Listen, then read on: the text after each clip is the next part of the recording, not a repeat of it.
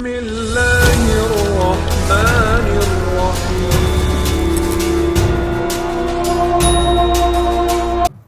seseorang itu mau meninggal, dia itu sudah bisa melihat alam-alam selain alam manusia, dimensi kita. Sehingga ada di antara mereka yang melihat malaikat-malaikat yang menjemputnya. Untuk orang-orang yang mukmin, mereka akan dijemput dengan beberapa malaikat. Nah, malaikat maut yang bertugas untuk mengambil nyawa makhluk-makhluk para hamba-hamba Allah itu, dia berada di ubun-ubun. Jadi posisinya ada di sentral tuh, di tengah, di sini di ubun-ubunnya. Adapun kalau misal orang itu beriman, maka di samping kanan dan kirinya ada malaikat rahmat. Satu di antara mereka membawa kain kafan dari surga, satu lagi membawa semacam parfum, ya, atau di situ disebutnya kayak apa ya, wewangian yang dioles, wewangian jenazah, wewangian ruhnya, wewangian ruhnya itu. Dan wanginya adalah wangi yang terbaik di muka bumi ini. Jadi itu di awal dia itu sedang sakaratul maut, bertiga ini malaikat sudah mulai standby itu. Satu di kanan, satu di kiri, entah dengan posisi apapun, duduk, tiduran, dalam kondisi koma, atau bahkan kecelakaan sekalipun. Cuma bagaimana kaifiyahnya kita kan tidak bisa menalarnya secara logika karena itu masih gaib. Kalau mau tahu ya kelak kita akan tahu, semua pasti akan tahu dan semua dari kita pasti akan merasakan itu. Kemudian ruh-ruh orang yang mukmin itu akan diseru oleh malaikat maut. Ya ayyatuhan nafsul mutmainnah irji'i ila rabbiki radiyatan mardiyah. Wahai jiwa-jiwa yang tenang, kembalilah engkau kepada Tuhanmu. Ya, maksudnya kembali dalam keadaan diridhoi. Sehingga ruh orang yang beriman ini akan keluar seperti keluarnya air dari teko, dari kendi. Mudah sekali, sehingga nggak merasakan nazak, nggak merasakan kayak kejang-kejang, itu tidak. Hanya beberapa hembusan nafas, kemudian nggak ada. Setelah itu langsung disambut oleh malaikat rahmat. Diapain? Dibungkus sama kain kafan yang mereka sudah siapkan dari surga. Dan diwangi-wangiin pakai tadi itu, wewangian yang tadi sudah dibawa sama temennya. Dan dibawa oleh rombongan malaikat ini, panitia pencabut nyawa ini, naik ke Sidratul Muntaha sampai ke langit ke-7. Dan di setiap langit-langit itu akan selalu berpapasan dengan malaikat. Dan malaikat-malaikat kagum, wangi siapa ini? Ruh siapa ini? Kemudian yang bawa ini akan mengatakan, ini ruhnya Fulan bin Fulan. Ini ruh orang yang baik. Wangi sekali. Akhirnya dibukakan pintu-pintu langit. Langit pertama dibukakan, langit kedua dibukakan sampai ke puncaknya, ke Sidratul Muntaha itu. Dan Allah ridho terhadap ruh-ruh ini, dan Allah menetapkan, tulislah hambaku ini di tempatnya para iliyin. Tulislah dia di tempat iliyin. Iliyin itu tempat-tempat orang yang soleh, tempat yang tinggi. Sebagian ulama mengatakan iliyin ini ada di langit yang keempat. Kemudian Allah juga titahkan kepada para malaikat itu, kembalikan lagi ke dunia. Karena di dunia itu dia berawal, diciptakan dari tanah maksudnya. Di situ dia dikuburkan dan dari situ juga aku akan membangkitkan mereka. Ini difirmankan oleh Allah di dalam surat Al-A'raf. Qala fiha tahyauna wa fiha tamutuna wa minha tukhrajun. Di dunia itu atau di bumi itu kalian akan hidup, di bumi itu pula kalian akan mati dan dikuburkan, dan di bumi itu pula kalian akan dibangkitkan. Jadi tidak ditempatkan di surga. Surga masih tutup nanti. Nah, di hari kiamat baru dibuka. Nah, yang paling khusus jelas para nabi dan rasul. Yang lebih khusus lagi selain para nabi dan rasul adalah para syuhada. Orang-orang yang mati syahid di kancah perang, jihad fisabilillah. Itu dikatakan sakitnya hanya seperti orang yang digigit semut atau dicubit. Jadi tidak merasakan tegangan sakaratul maut yang begitu dahsyatnya. Dan apakah ketika sakaratul maut itu selalu haus? Betul. Dia sangat merasakan dahaga. Makanya sebelum panitia kematian ini datang, ada datang itu setan-setan. Nah setan ini kan hanya memprediksi ini kayaknya mau mati nih. Jadi dia nggak tahu kapan seorang hamba itu dicabut nyawanya, mereka nggak tahu.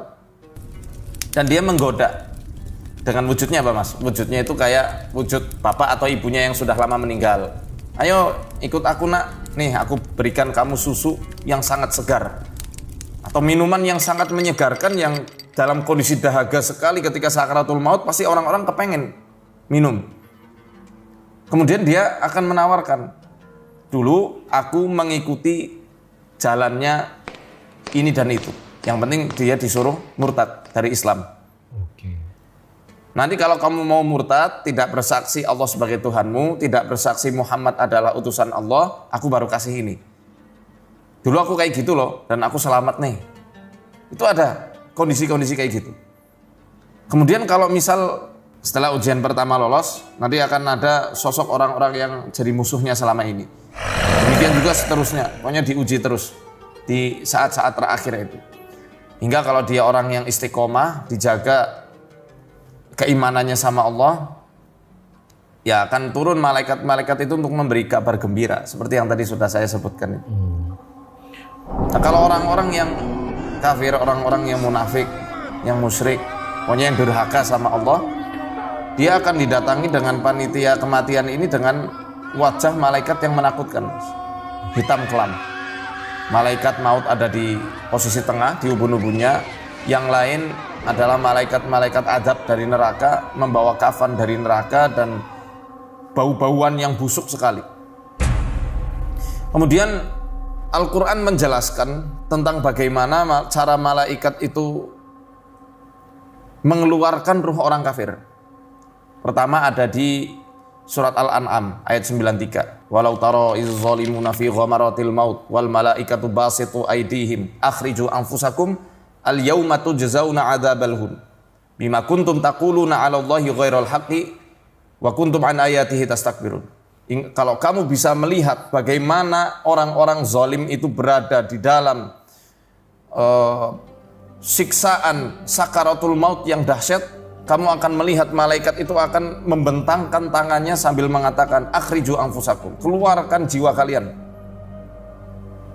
Hari ini kalian akan diadab dengan adab yang pedih, yang sangat menghinakan. Karena dulu kamu berkata-kata kepada Allah dengan perkataan yang tidak benar.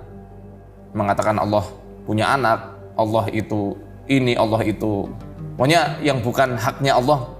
Dia menjelek-jelekan Allah, menjelek-jelekan syariatnya, dan kamu dulu sombong terhadap ayat-ayatnya. Kemudian kalau di ayat yang lain di dalam surat Al-Anfal itu dikatakan walau taro id yatawaffal ladina kafarul malaikat yadribuna wujuhahum wa adbarahum wa dhuqu adzabal harik. Kalau kamu melihat bagaimana orang-orang yang kafir itu hendak dicabut nyawanya, malaikat akan datang yadribuna wujuhahum wa adbarahum, akan memukul arah depan dan belakangnya, disuruh keluar, sehingga ruh yang ada di dalam ini pecah-pecah, Mas. Dan dikatakan dalam sebuah hadis seperti halnya kita memasukkan pengait besi yang banyak durinya ke dalam kain yang basah. Itu gimana rasanya kan? Rompol semuanya. Sehingga ada yang mengatakan juga rasanya kayak dikuliti hidup-hidup, bahkan lebih parah dari itu. Panasnya juga luar biasa. Karena ada suatu asar yang mengatakan maaf, ini suatu riwayat tapi saya lupa bagaimana derajat kebenarannya. Yang jelas Nabi Isa alaihissalam pernah menghidupkan orang yang mati sudah ratusan tahun. Apa kesaksian dari orang yang mati itu? Dia mengatakan begini, sungguh panasnya kematian masih aku rasakan hingga hari ini. Padahal udah mati ratusan tahun yang lalu. Panasnya masih kerasa. Saking ngerinya itu, saking panasnya orang yang meninggal itu.